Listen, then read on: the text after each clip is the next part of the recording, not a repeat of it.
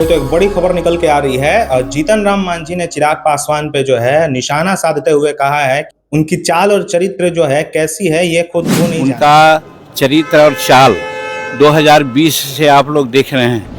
यहाँ prime minister के माँ को और प्राइम मिनिस्टर को उन्होंने भद्दी भद्दी बातें सुनाई हैं उनके बीते चुनाव में, बीते विधानसभा चुनाव में किस तरीके से चिराग पासवान एनडीए के खिलाफ होके जो है चुनाव लड़ने की हिमाकत की थी, और उसी का हवाला देते हुए जो है जीतन राम मांझी ने इस आरोप को जो है मीडिया के सामने चिराग पासवान पे लगाया। देखिए, एनडीए में सीट शेयरिंग का कोई झमेला नहीं है।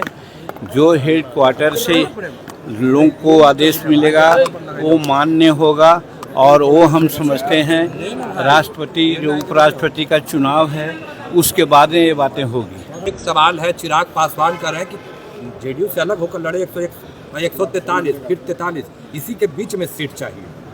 अब देखिए, उनकी बात मैं नहीं कह सकता हूँ।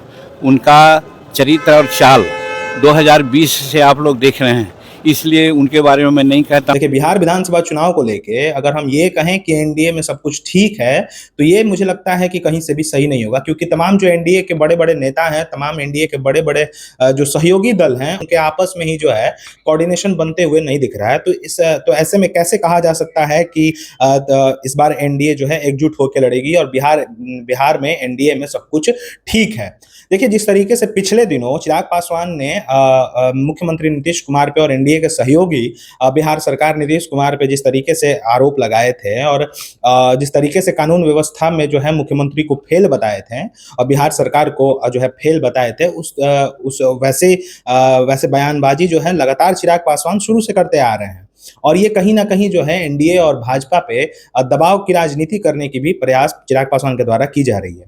देखिए, जिस तरीके से पिछले दिनों आपको बता दें कि जीतन राम मांझी ने मीडिया से बातचीत करते हुए चिराग पासवान पे निशाना साधा है और कहा है कि उनकी चाल और चरित्र कैसी है ये आप लोग नहीं जानते हैं। किस तरीके से वो पिछले विधानसभा चुनाव में खेला किए थे बिहार में और एनडीए के साथ, ये किसी से छिपा नहीं। पासवान की पार्टी ने चिराग के चौपाल के नाम से एक नया कार्यक्रम जो है गाँव-गाँव में लेके वो जा रहे हैं, जगह जगह लेके जा रहे हैं, और इससे गाँव वालों की समस्या को एजेंडे से जोड़ रहे हैं और अपने आप को जो है एक मुख्यमंत्री का चेहरा जो है बनाने की कोशिश जो है चिराग पासवान के द्वारा लगातार हो रही है।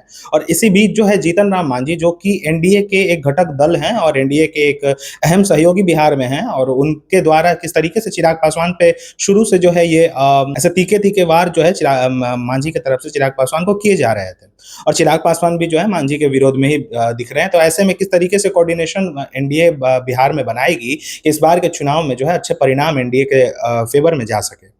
तो ये तमाम चीज़ें हैं, और ये आने वाले दिनों में जो है खुलने वाली चीज़ें हैं, क्योंकि अब बिहार विधानसभा चुनाव तुरंत जो है होने वाला है बिहार में। उसके बाद तमाम जो है किसको कितनी सीटें मिल रही हैं, कौन कितने सीटों पे लड़ रहा है, कौन कितनी सीटें जीत पा रहा है, ये सारी चीज़ें जो है अपने आप खुलती नजर आएगी।